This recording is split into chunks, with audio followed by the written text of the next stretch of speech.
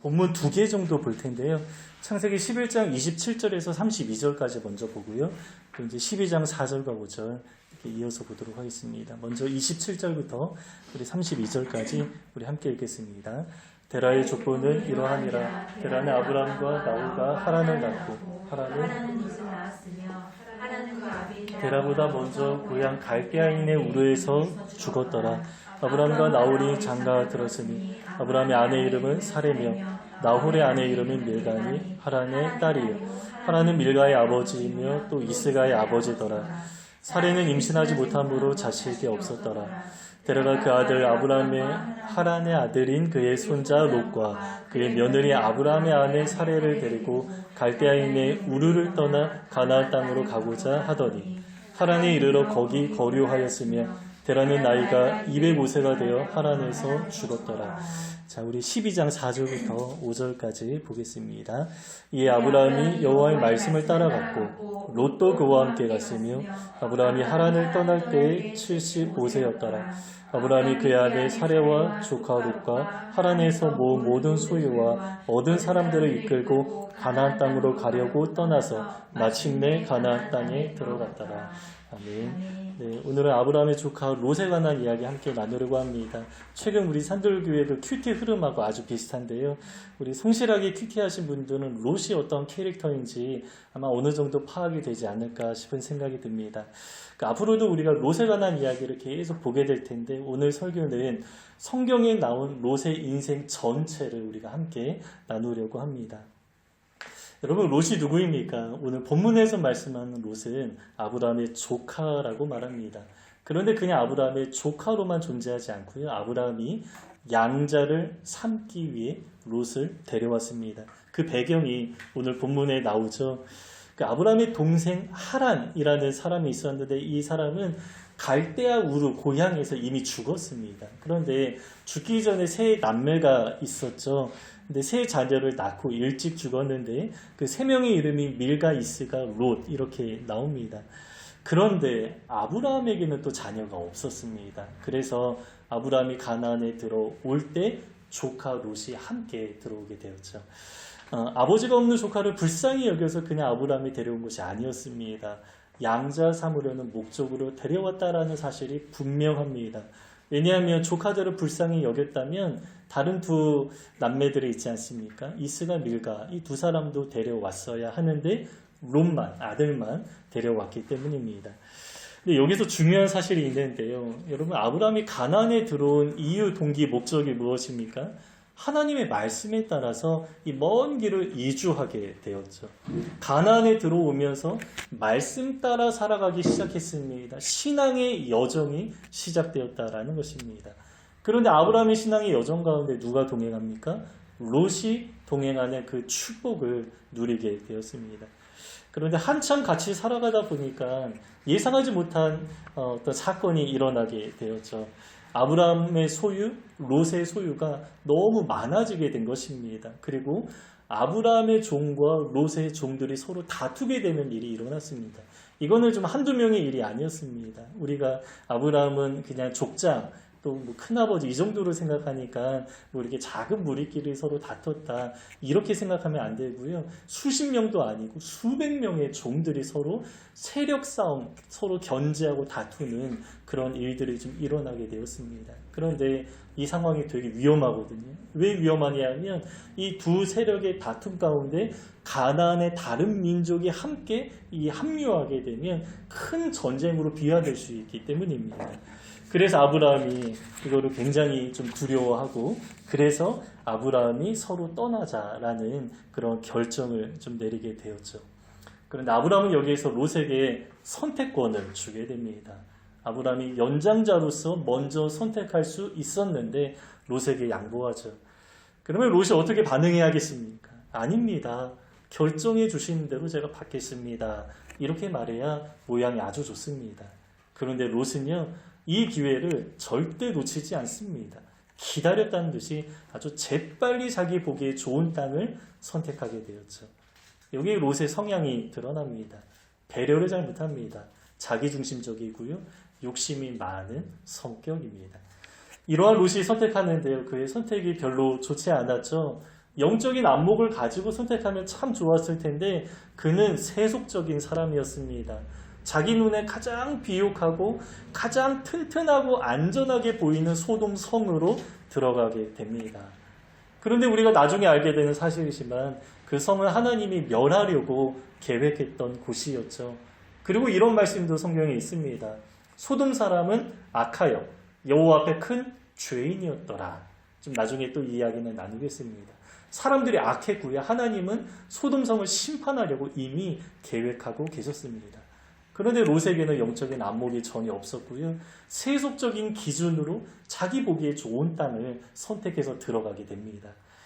예전에 우리가 좀 영화 형제 신방 예배에서 아브라함 이야기를 한번 좀 나눴는데 장막 치며 살아가는 삶이 믿음의 삶의 모습이다. 제가 이렇게 한번 이야기를 나눴던 기억이 있습니다.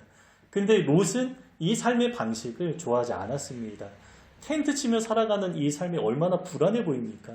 다른 민족들은 다 성을 쌓으면서 견고하게 자기 재산과 자기 생명을 지키면서 고대에는 힘의 논리가 작용하기 때문에 이러한 것들이 좀 필요했던 것으로 보입니다. 그런데 아브라함은 허허벌판에 그냥 텐트 치면서 살아가는 그러한 수준이었죠. 그래서 장막 생활하던 아브라함을 떠나서 롯은 세상 사람들이 살아가는, 주변 사람들이 살아가는 그 모습을 따라서 살아가기로 결정하고 아브라함을 떠나게 된 것이죠. 그런데요, 그렇게 결정하자마자 곧바로 예상하지 못했던 전쟁이 일어나게 되었습니다. 12년 동안 전쟁이 일어나지 않았고요. 롯도 이러한 상황을 알고 있었습니다. 가나안 땅에 10년 이상 평화가 찾아온 그런 시기였습니다. 근데 롯은 이렇게 생각했겠죠. 지금까지 안전했기 때문에 앞으로도 안전할 거다. 아마 이렇게 생각하지 않았을까 생각합니다. 그런데 하필 롯이 소돔성에 들어간 지 얼마 지나지 않아서 바로 전쟁이 일어나게 되었습니다. 그리고 소돔성은 전쟁에서 패배했고 롯은 너무나 초라하게 처참하게 포로로 끌려가게 되었습니다. 아이러니죠. 가장 안전하다고 생각하는 삶의 방식을 따라 살아갔지만 가장 큰 위험에 처하게 되었습니다. 그러니까 여러분, 세상은 이렇게 불안한 것입니다. 100% 안전한 삶은 이 세상에서라면 전혀 없습니다. 어디에서 어떠한 위험에 처할지 우리는 아무도 모릅니다. 그래서 우리가 하나님을 의지하면서 살아가야 하는 것이죠. 그런데 너무 다행스럽게도 롯은 아브라함 때문에 구조를 받습니다. 아브라함이 정말 무모하게 그 전쟁에 참여해서 롯을 이렇게 데려오게 되었죠. 그러면 롯이 아브라함 때문에 구조를 받았다면 어떻게 해야 됩니까? 다시 아브라함의 아래로 들어가야 되지 않겠습니까? 그런데 그렇게 하지 않고요. 여전히 소돔 왕에게로 들어갑니다. 이제 전쟁 한번 지나갔고 설마 또 어려움을 겪을까? 아마 이런 생각이 있지 않았을까 싶은 생각이 듭니다. 그런데 이번에는 더 심각한 상황이 일어나죠. 하나님이 직접 소돔성을 심판하시겠다라고 말씀합니다. 이전에 전쟁이 일어났을 때는 가능성이 있죠. 승리할 가능성, 또 패배하거나 둘 중 하나입니다. 그런데 이번에 하나님이 직접 심판하시겠다라고 하면 이제는 어떻게 도망갈 구멍이 없는 것입니다. 그냥 심판을 당할 수밖에 없는 그런 상황에 처하게 되는 것이죠. 그래서 아브라함이 정말 간절하게 하나님 앞에 기도합니다. 하나님의 뜻은 돌이킬 수는 없고 그래서 자기 조카라도 좀 구원하고자 하는 마음으로 하나님, 의인이 있는데 만약에 의인이 있다면 소돔성을 심판하는 것이 공의로우신 하나님 앞에 맞는 것입니까? 라고 이렇게 약간 따지듯이 막 기도하는데 하나님은 아브라함의 기도를 흡족하게 받으시고 그렇다 라고 하면서 의인 10명까지 마치 흥정하듯이 그렇게 기도를 합니다. 그리고 아브라함은 거기서 중보기도를 딱 마치게 되죠. 여기서 아브라함이 의인이라고 하는데요. 의인이 있다면 심판을 거두어달라. 누구를 염두에 두는 것입니까? 롯을 염두에 두는 것이죠. 그런데 여러분, 롯이 의인입니까? 우리가 복음의 관점에서 의인이 누구입니까? 믿음으로 살아가는 사람, 믿음으로 의롭게 되는 것이죠. 그래서 복음의 관점에서 의인은 믿음으로 살아가는 사람입니다. 그런데 성경은 통일성이 있죠. 그래서 이미 창세기 15장 6절에서 아브라함이 여호와를 믿음에 그것을 의로 여겼다라고 합니다. 그래서 처음부터 끝까지 의는 이러한 의미입니다. 정말 완벽하게 의롭게 살아가는 사람이 아니라 하나님을 믿고 그 믿음의 삶의 방식대로 살아가는 사람, 이러한 사람을 가리켜서 의인이다라고 말하는 것입니다. 근데 롯이 의인입니까? 그렇지 않다라는 것을 우리가 잘 알고 있죠. 그는 하나님 아예 모르던 사람이 아니었습니다. 아브라함과 함께 예배했고요. 아브라함과 함께 하면서 하나님의 역사도 한 명 경험합니다. 언제 그렇습니까? 가나안에 들어갔다가 기근 때문에 애굽으로 갔다가 또 하나님이 또 책망하시고 다시 돌려보내는데 굉장히 축복하면서 돌려보내시는 그 모든 과정을 롯은 다 경험했습니다. 똑같은 상황과 경험 속에서 아브라함은 믿음의 사람으로 점점 성장하는데 롯은 그렇지 않습니다.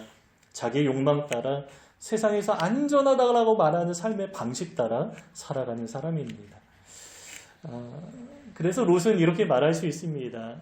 하나님과 그분의 말씀이라는 기준이 없었기 때문에 자기 욕망에 따라 살아가고요. 또 세상 이야기의 귀를 많이 기울이면서 살아가는 사람입니다. 소돔성이 심판받기 전의 모습을 보면 또 잘 알 수 있는데요. 그는 이렇게 보면 볼수록 기준이 없다. 이러한 생각이 아주 많이 듭니다. 여러분 이 내용은 잘 아시죠? 소돔성이 이제 심판받기 바로 직전에 하나님이 두 천사를 소돔성으로 보냅니다. 근데 여기서 천사를 맞이하는 그 롯의 모습을 보면 와 상당히 인격적인 사람으로 보입니다.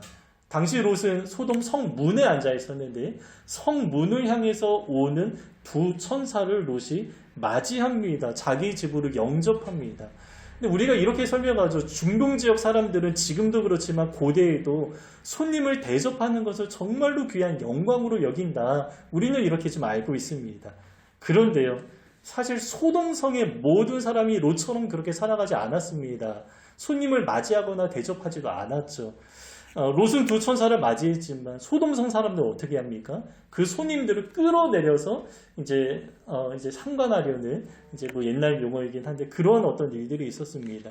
그래서 롯이 두 천사를 맞이하는 그 모습은 주변 사람들과 비교할 때 상당히 긍정적으로 보이는 것입니다. 손님 대접할 뿐만 아니라 이들을 보호합니다.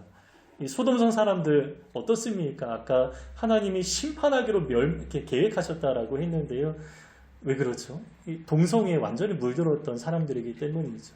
성경에서는 노소를 막론하고라고 말합니다. 그러니까 노인이나 또 아이나 상관없이 성윤리, 성도덕 완전히 무너진 모습을 잘 보여줍니다.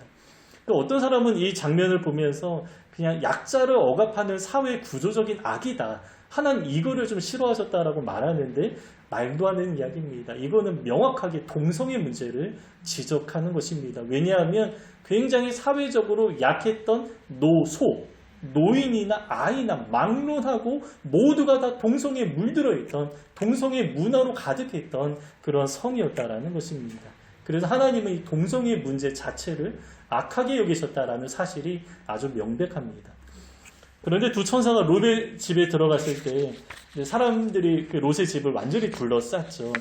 원근에서 몰려왔다라고 합니다. 가까이에서 멀리 있는 사람들까지도 다 몰려옵니다. 그래서 소돔성에 많은 사람들이 다 와서 집을 둘러싼 그런 모습이었습니다. 그러면서 두 사람 끌어내려고 아주 당당하게 내가 그와 상관하겠다라고 합니다. 얼마나 타락한 모습입니까? 하나님이 심판하셔야 마땅한 소돔성의 모습이 아주 적나라하게 드러나는 장면입니다. 그런데 여기서 롯은 끝까지 두 천사를 보호하는데요. 이 손님을 아주 귀하게 이렇게 잘 보호하는 그런 모습을 보여주죠. 그런데 그럼에도 롯은 기준이 없는 사람이었습니다. 두 천사를 보호하는 대신에 어떻게 합니까? 남자를 가까이 하지 아니한 자기 두 딸을 내어주겠다라고 말합니다. 심지어 그 두 딸에게는 결혼을 약속한 사위까지도 있는 상황이었죠. 그런데 그 두 딸을 내어주겠다라고 하면서 손님을 보호합니다. 전혀 이해하기 어려운 모습입니다. 아무리 시대와 문화가 다르다고 해도 이 롯의 모습을 여러분 긍정적으로 볼 수 있습니까? 소돔성 사람들의 그 큰 죄악을 막고자 했지만 그것을 막기 위해서 또 다른 죄악을 저지르는 모습입니다. 손님을 보호하려고 했지만 자기 가족은 지키지 않는 모습입니다. 무엇이 중요하고 무엇이 우선하는지 전혀 분별하지 못하는 롯의 모습이죠. 기준이 없는 사람이었기 때문입니다. 그래서 이후에 일어난 사건이 어떻습니까? 그 천사들이 이제 능력을 발휘해서 사람들의 눈을 어둡게 만들면서 막 어지럽게 흩어지게 만드는 그런 일이 일어나고요. 그러면서 롯에게 빨리 이 성을 이제 빠져나오라라고 이야기를 해줍니다. 이 상황이 아주 긴박하죠. 그래서 천사들이 아주 이게 계속 재촉합니다. 아주 이제 시급한 마음으로 계속 재촉을 하는데 그 성경의 그 흐름을 보면요, 그 재촉했더라라는 표현이 반복돼요. 근데 그렇게 반복되는 이유가 무엇입니까? 롯의 반응이 시원치 않았다라는 것입니다. 그러니까 계속 재촉하는 것이죠. 그래서 천사가 억지로 이렇게 끌어내면서 겨우 성에서 나오게 되는 그러한 상황입니다. 심판에서 겨우 구원받아 그냥 목숨만 건지게 된 것이죠. 롯이 소돔성에 들어갈 때 어떻습니까? 많은 재물과 많은 종을 거느리고 소돔성에 들어갔고요. 많은 세금을 치르면서 그곳에 들어갑니다. 그런데 그렇게 들어갔는데 자기 안전과 풍요와 이것을 기대하는 마음으로 들어갔지만 어떠한 일들이 반복해서 일어납니까? 전쟁에서 포로가 되고요. 하나님의 심판 때문에 겨우 몸만 구원받아서 나오는 그런 초라한 모습으로 이제 보여집니다. 어쨌든 구원받았기 때문에 롯이 의인이다 이렇게 말할 수 있습니까? 그렇지 않습니다. 창세기 19장 29절에 보면 하나님 이렇게 말씀하시는데 하나님이 그 지역의 성을 멸하실 때 곧 롯이 거주하는 성을 엎으실 때 하나님이 아브라함을 생각하사 롯을 그 엎으시는 중에서 내보내셨더라. 롯의 어떠함 때문에 하나님이 롯을 구원하셨다 이렇게 말씀하지 않고요. 아브라함을 생각하사 롯을 구원했다라고 말합니다. 아브라함의 중보기도 없었다면 롯은 그 상황에서 결코 빠져나올 수 없는 그런 사람이었습니다. 따라서 결과적으로 롯의 입장에서 정말 다행이었지만 롯의 행동과 태도 여러분 긍정할 수 없습니다. 그러면 롯은 어떠한 사람입니까? 제가 계속 말씀드리는 것이 하나님과 그분의 말씀이라는 기준 없이 살아가는 모습이었습니다. 그러니까 자기 욕망 따라 성으로 들어갔고요. 세상이 안전하다고 말하는 삶의 방식 따라 살아가는 것입니다. 여러분 우리는 어떻게 살아가고 있습니까? 하나님 우리를 거룩하게 구별하셨습니다. 정말 큰 은혜죠. 얼마나 큰 은혜입니까? 하나님 자기 아들을 이 땅에 보내셔서 그 피값으로 우리를 구원해 내셨습니다. 그리고 정말로 아름다운 이름 성도라고 불리게 되었습니다. 어떤 이름입니까? 거룩한 무리. 여러분 우리가 거룩한 무리가 맞습니까? 우리의 모습을 보면 사실 그렇지 않죠. 그런데 하나님이 피값으로 우리를 구원하셔서 거룩한 무리 안에 이 공동체로 하나님이 우리를 그렇게 불러 모아주셨습니다.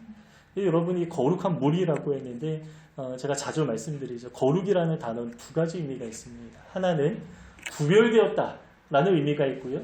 세상에서도 구별돼서 살아가는 사람들 많지 않습니까? 그러니까 나는 좀 다르게 내 삶의 방식대로 살아가는 사람들이 있습니다. 그러면 그 사람들 거룩한 겁니까?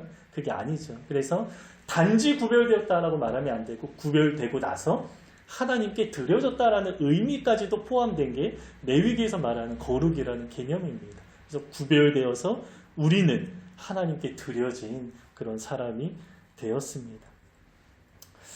이 말은 기준이 달라졌다라는 의미와도 같습니다. 여러분 군대에서 한 사람이 기준 외치면 그 사람을 중심으로 일사불란하게 다 모여듭니다. 그리고 똑같은 행동을 합니다. 같은 길로 행렬을 합니다. 여러분 기준이라는 의미가 바로 이러한 것입니다. 기준을 중심으로 모여서 같은 행동을 하고 같은 길을 걷는 것, 이것이 바로 기준을 가졌다라는 것입니다. 그런데 세상에는 여러 가지 기준이 너무 많죠.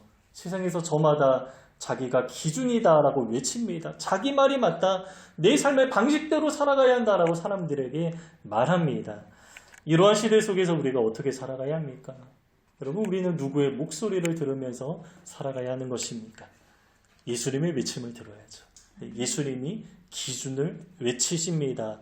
그 예수님의 기준 목소리를 듣고 우리도 예수님처럼 행동하고 예수님의 길을 함께 그 대열에 합류해서 따라가는 그 삶의 모습이 필요하다라는 것입니다. 그러나 여러분 그 기준만 있다고 끝나는 것은 아닌데요. 기준과 함께 사명도 필요합니다. 그래서 오늘 제목이 기준과 사명인데요. 우리가 하나님과 그분의 말씀이라는 그 기준을 바르게 잡아서 내가 흔들리지 않는 것도 참 중요한데 보다 적극적으로 나 한 사람 흔들리지 않는 것도 중요하지만 적극적으로 우리가 세상에서 사명을 가지고 살아가는 것도 정말 중요합니다.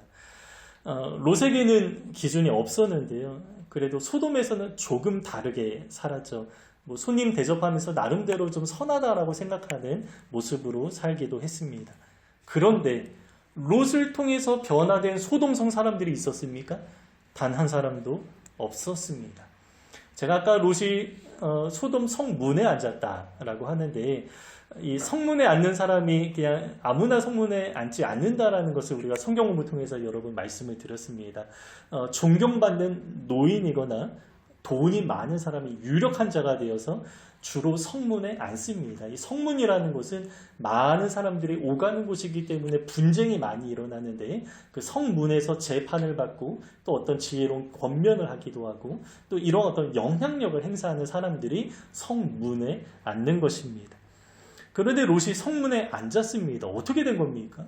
롯은 소돔성의 토박이가 아닙니다. 그만한 위치에 오를 수 없는 사람입니다. 근데 롯이 아무래도 돈을 많이 들여서 세금을 많이 내고 들어가서 아마 그 성문에 앉는 권한을 얻지 않았을까 생각하게 됩니다. 근데 여러분 성문에 앉았다, 지도력을 발휘했다라는 의미가 있는데요. 롯을 통해서 소돔성 사람들이 하나도 변화된 사람이 없다라는 것이 너무 아쉽습니다. 아브라함을 통해서는 정말 많은 사람이 변화되었죠. 아브라함 자기 아래에 있는 모든 사람들이 다 할례를 받아서 하나님의 백성으로 편입시켰습니다. 그런데 롯은 어떻게 합니까? 자기 아래에 있는 모든 사람을 세상적인 소돔성으로 다 들어가게 하고 그 모든 종의 사람들이 어떻게 됩니까? 하나님의 심판을 받아서 다 죽게 되는 일들이 있었습니다. 아브라함을 통해서 롯의 가정도 구원받았습니다. 그러나 롯을 통해서 구원받은 성의 사람 하나도 없습니다. 심지어 가족조차도 그렇죠. 그의 아내는 어떻게 됩니까? 소금 기둥이 되었죠. 이 풍요한 삶에 대한 미련이 조금 남아있었기 때문이죠.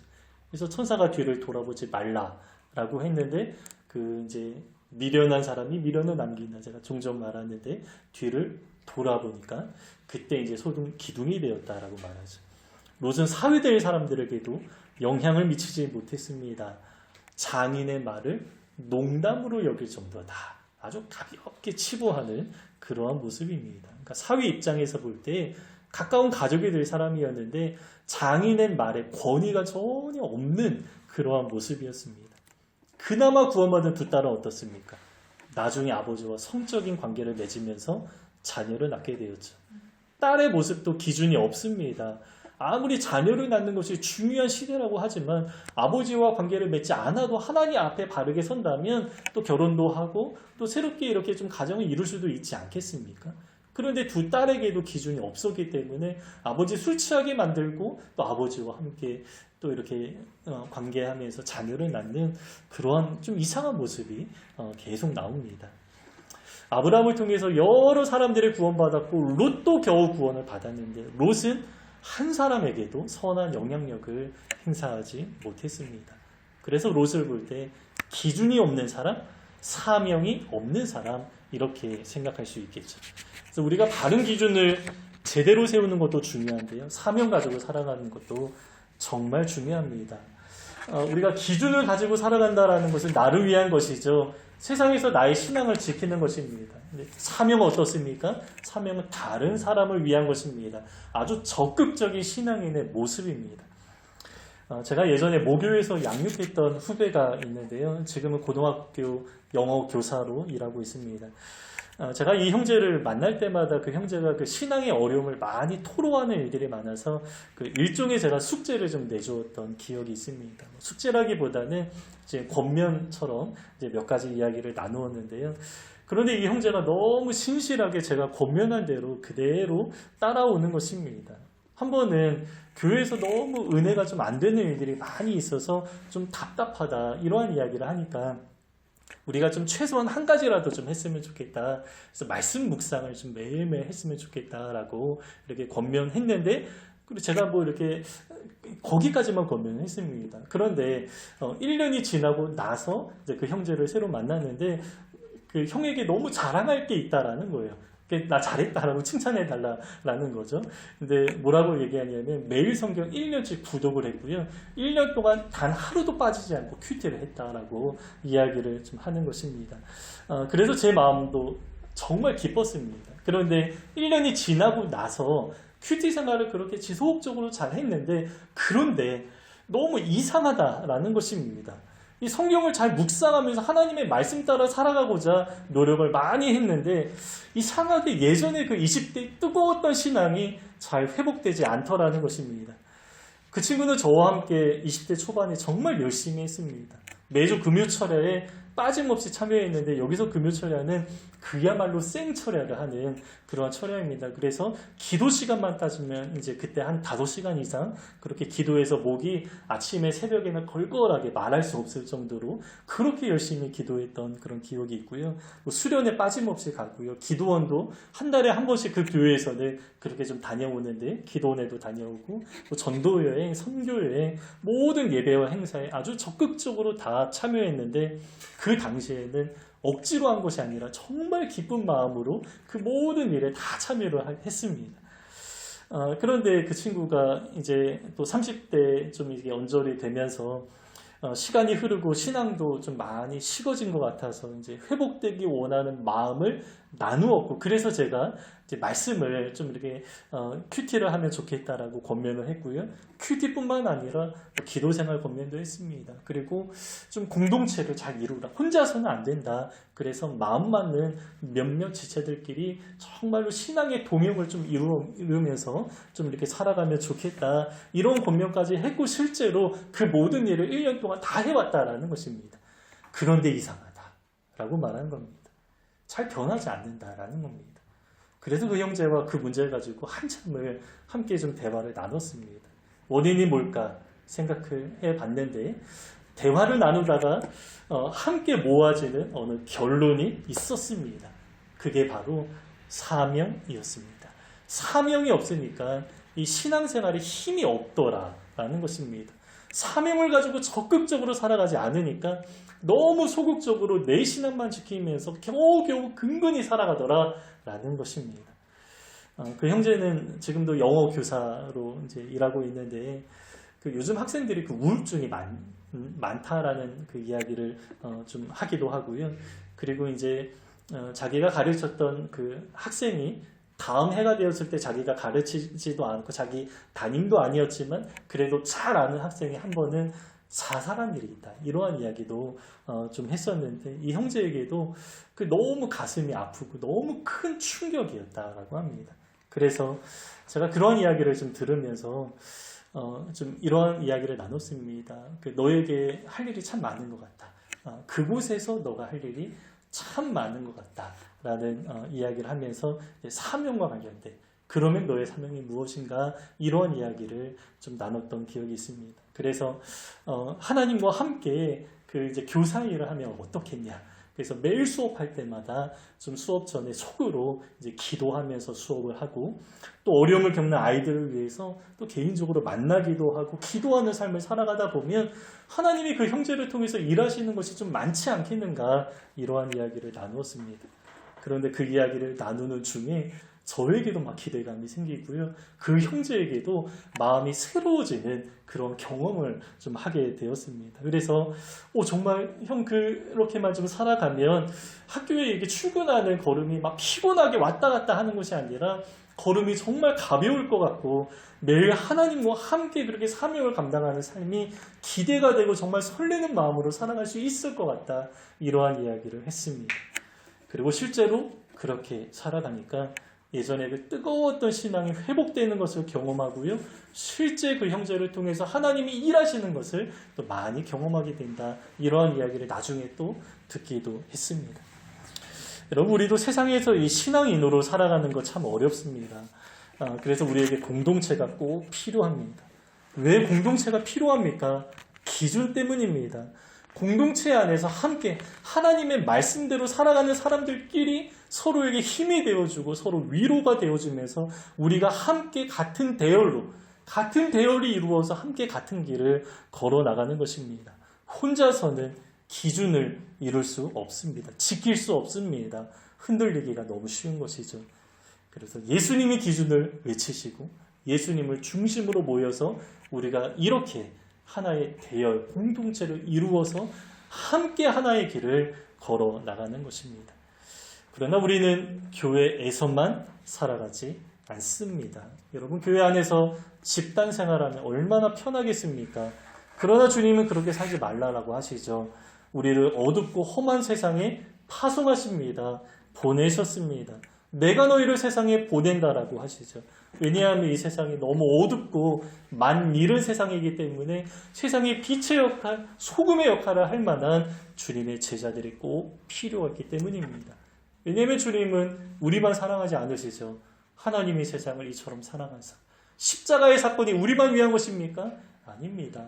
온 세상을 위한 십자가입니다. 하나님은 믿지 않는 사람들도 정말로 우리를 사랑하시는 것처럼 똑같은 사랑으로 사랑하시기 때문에 먼저 구원받는 우리를 파송해서 세상의 빛과 소금으로 살아가기 원하는 하나님의 마음이 있는 것입니다. 그래서 우리를 통해서 많은 사람들이 하나님을 알고 하나님께 돌아오기를 간절히 원하십니다. 우리가 지금 세상에서 살아가고 있는 이유가 바로 이것이죠. 그래서 우리는 세상에서 사명을 가지고 살아가야 하는 것입니다. 여러분, 우리가 이 두 가지를 꼭 기억하면 좋겠습니다. 기준과 사명입니다. 이 두 가지를 붙들어야 합니다. 이게 없으면 앞으로 하나님의 사람으로 이 세상을 살아가는 것 정말 어렵고요. 어쩌면 롯처럼 될 수도 있다라는 경각심을 가지고 우리가 이 두 가지를 잘 붙들면 좋겠습니다.